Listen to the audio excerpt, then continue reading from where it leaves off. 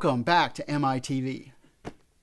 Today I was reading this meditation about faith, and I found this very interesting. This is from Hebrews. Without faith, it is impossible to please God. Well, yeah, that makes sense, because faith is the foundation of all our relations with Him. Think about it. If you don't have faith in Him, which is the foundation of the three theological virtues, then you can't have hope or charity. Now, we're talking about the theological virtue of faith. We're talking about supernatural faith, because any atheist will tell you that I have faith in science.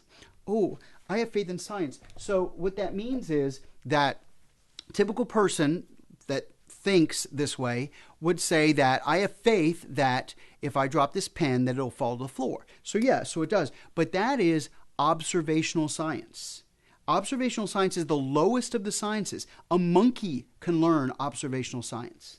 A monkey can learn if I push a button, I get a treat. A dog can learn if I hear a bell ring, I will get a treat. And Pavlov proved that. So what does that mean? That means that is something that even someone without a soul can grasp. So even the higher animals can understand observational science. It's not that, these people that are so arrogant because they're atheists and they think they're basing all this on science are ridiculous. The higher sciences like philosophy and theology, they are ones that require creativity. They're more like an art. They require people to actually have to contemplate things. Instead of using just active intelligence, active thinking, they have to use passive thinking.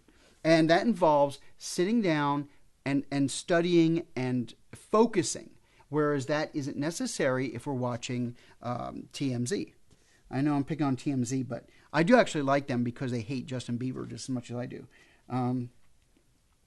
Another thing very interesting, faith does not depend upon data received through the senses, like I was talking about a second ago, on what we can see and touch, nor is it reduced to what we can understand with the intellect, but surpassing all this, it makes us share in God's own knowledge. So, for a long time I've thought, well, I have faith. I understand that. I believe what the church teaches. I believe in God. I believe in the Trinity, all this kind of stuff. So I was pretty secure in this virtue of faith. But as Christians, as Catholics, we have to move beyond that.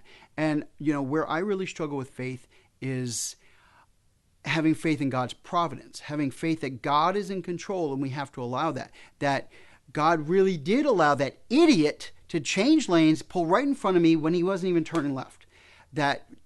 Why? I don't know. Maybe because he's an idiot, and he has free will, but maybe because I need to practice patience and I need to practice charity, and maybe I should have said a prayer for that guy instead of honking at him.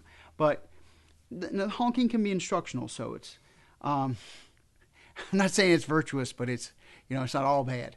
But God, we ask for a virtue. We ask for a virtue like this that has to be earned.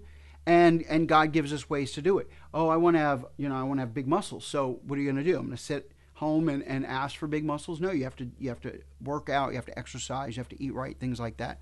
So we all need to work on all especially these three theological virtues. We need to pray for an increase in them, and we need to do things that will help us to grow in them and to appreciate them more. So that is the sermon for the day. Thank you. Have a good day.